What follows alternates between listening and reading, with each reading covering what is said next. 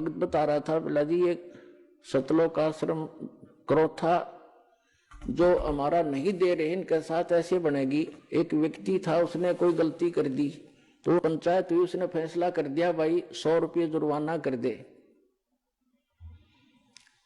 और चाहे 100 प्याज खा ले, इनमें से एक सिलेक्ट कर ले। वो बोला मैं प्याज खा लूंगा 100, वो ना खाएगे 20-30 खा गए।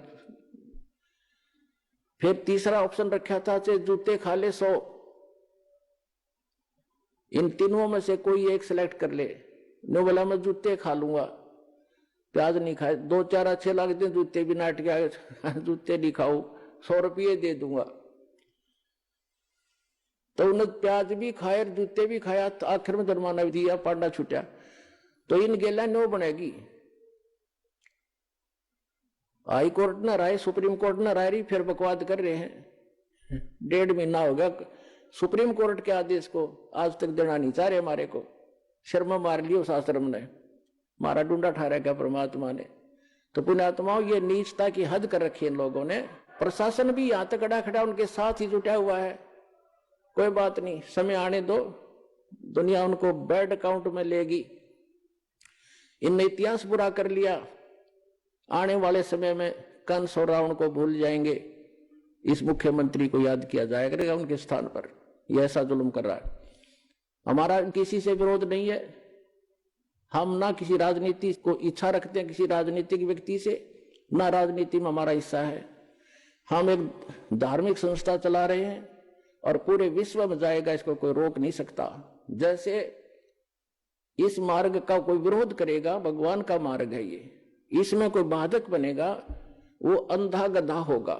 अंधा गधा, जैसे एक समय एक अंधा गधा रेल की पटरी पर खड़ा हो गया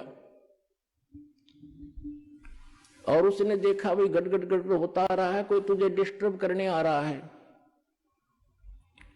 जिधर से उसने आहट सुनी उधर दोनों पैर कर लिए पिछले और दलुत्ती पिना ली कि मुझे कोई छेड़ेगा। होता राजा बना खड़ा था बीच में, उसने ये नहीं मालूम था कि तू खुद गलत स्थान पर खड़ा है, रेल के मार्ग में खड़ा है तू। जब ट्रेन निकट आई, उसने अपनी शक्ति दिखाई, दोनों दलुत्ती चलाई और ट्रेन ने पटक कर टुकड़े टुकड़े कर दिया भाई। तो पुण्यात्माओं, इस परमात्मा कबीर जी के मार्ग में ये अंधे गधे हैं जो बाधक बन रहे हैं।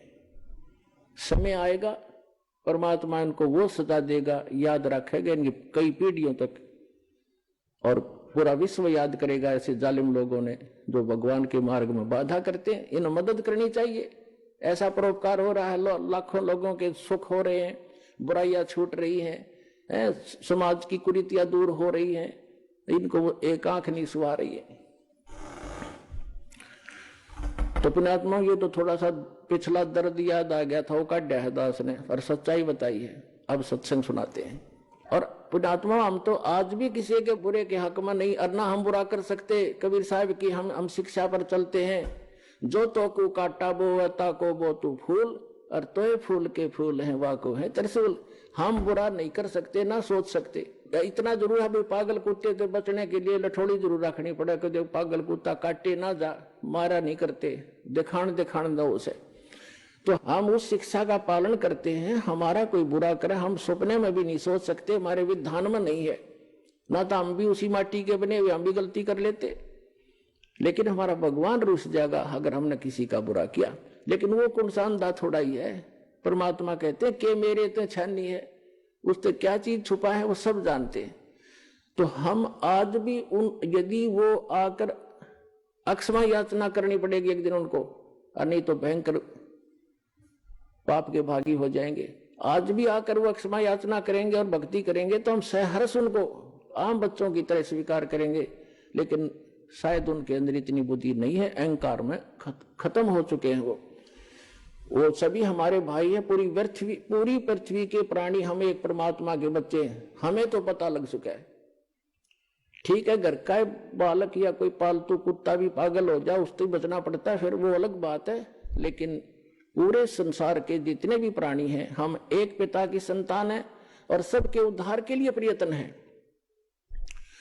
अब जो मानव शरीरधारी प्राणी हैं वो नाम लेंगे, दीक्षा ग्रहण करेंगे, बुराई त्याग देंगे, उनका तो मोक्ष होगा ही होगा। साथ में इस भक्ति, सत भक्ति, परमात्मा के दिए हुए इस अमृतवाणी के प्रचार से, और जो भक्त जाप करते हैं, सिमरण करते हैं सुबह शाम दोपहर,